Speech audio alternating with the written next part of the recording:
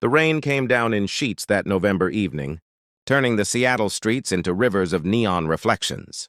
Sarah Mitchell stood under the awning of a closed bookstore, her scrubs still damp from the dash between the hospital and the bus stop. She'd missed the 7:15. Again.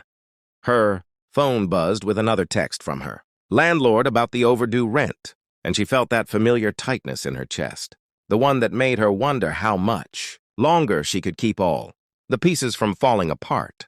But then she saw her, a figure huddled in the doorway across the street, so small and still that Sarah almost mistook her for a pile of discarded blankets. Almost. Because even from 30 feet away, even through the downpour, Sarah could see the trembling. She shouldn't have crossed the street. She was already late getting home to her daughter, already stretched so thin that one more thing might snap her completely. The sensible thing would have been to call someone, to let the system handle it like the system was supposed to. But Sarah's feet moved before her mind could object, splashing through puddles, her nurse's instinct overriding everything else. Because that's what she did. That's what she'd always done, even when she had nothing left to give.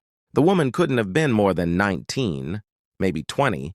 Her lips had a bluish tint, and her eyes held that glazed, faraway look that Sarah had seen too many times in the ER. Hypothermia, probably stage 2, maybe worse. "Hey," Sarah said softly, crouching down. "Can you hear me?"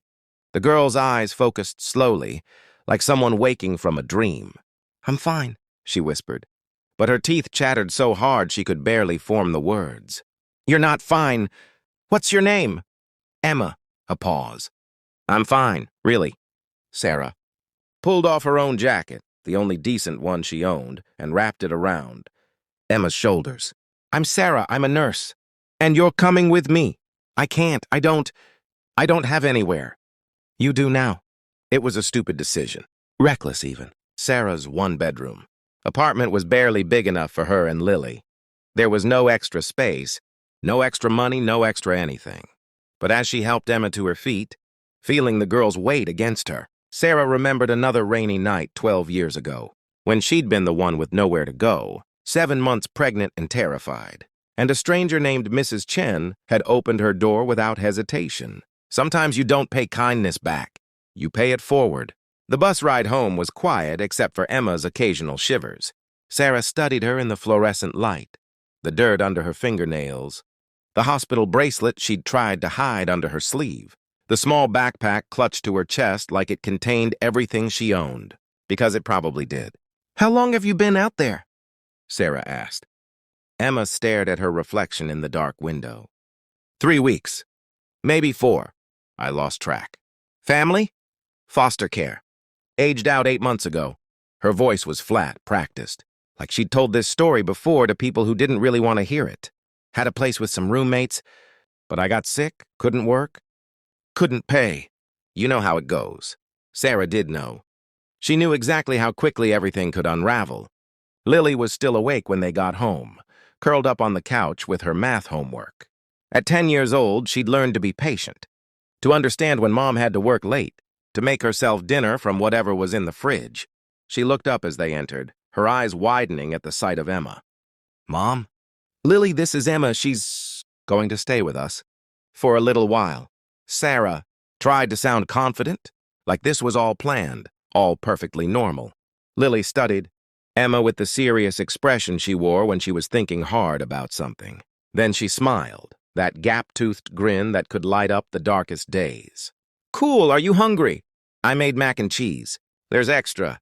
Over the next few days, Sarah learned Emma's story in pieces.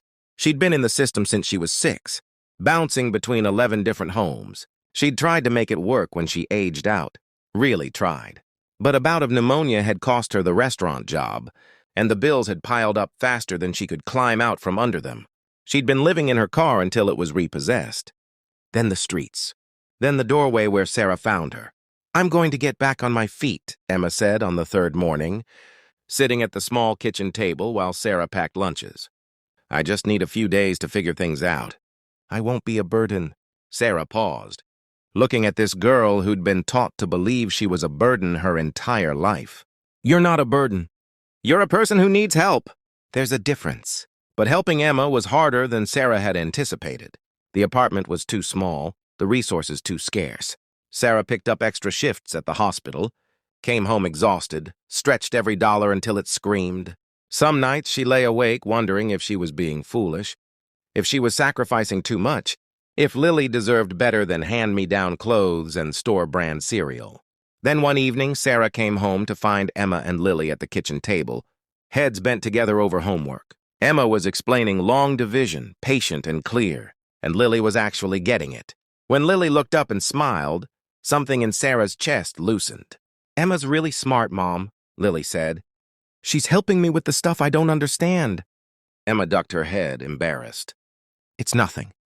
Just paying back, paying forward," Sarah corrected gently. 2 weeks became 3. 3 became a month. Emma found a part-time job at a coffee shop, insisted on contributing what little she could to groceries. She helped with Lily's homework, did dishes without being asked, slowly became part of the rhythm of their tiny household. Sarah watched her transform, saw color return to her cheeks, light return to her eyes, hope return to her voice when she talked about maybe taking some community college classes. But it was Lily who changed the most. She'd been so quiet since the divorce, so careful, like she was afraid of taking up too much space. Now she laughed again. She told jokes. She brought Emma drawings from school, and Emma taped them on the wall by her makeshift bed on the couch like they were masterpieces. One Saturday afternoon in December, Sarah came home from a particularly brutal shift to find the apartment transformed. A small, scraggly Christmas tree stood in the corner, the cheapest one from the lot, but decorated with paper ornaments that Lily and Emma had made together. The smell of cookies filled the air. "Surprise!" Lily shouted. Emma used her paycheck to buy the tree and the cookie stuff. Sarah's eyes burned with tears. "Emma, you didn't have to." "I wanted to." Emma's voice was firm, more confident than Sarah had ever heard it. "You gave me everything. Let me give something back." That night, after Lily was asleep, Emma and Sarah sat on the couch drinking tea. "I got accepted," Emma said quietly. "To the community college. Spring semester. I can start in January." "Emma, that's amazing." "I'm scared." Emma's hands shook around her mug. "What if I fail? What if I'm not smart enough? What if you succeed?" Sarah interrupted. "What if you become everything you're meant to be?" Emma was quiet for a long moment. "No one ever believed I could before." "Well, I do. And more importantly, you need to." Christmas morning was simple, just the 3 of them. Cheap gifts wrapped in newspaper, pancakes for breakfast. But when Lily opened her present, from Emma, a used set of art supplies from the thrift store, she cried with joy. And when Emma unwrapped the framed photo Sarah had taken of the 3 of them, her hands shook. "Family isn't always blood," Sarah said softly. "Sometimes it's just the people who show up." Emma nodded, unable to speak past the lump in her throat. January came.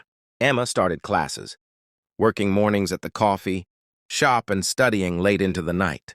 At the kitchen table, Sarah kept picking up shifts, kept stretching dollars, kept believing that somehow they'd make it work. Lily kept bringing home A's on her math tests, kept drawing pictures, kept calling Emma her big sister. It wasn't easy. There were still nights when Sarah worried about money, when Emma struggled with the weight of self-doubt, when Lily missed having her own room. But there were more nights when they sat together on the couch watching movies, when Emma helped Lily with science projects, when Sarah came home to find dinner already made and 2 smiling faces waiting for her. On a rainy evening in March, Sarah stood under the same bookstore awning where this had all begun. She was waiting for Emma, who was running late from class.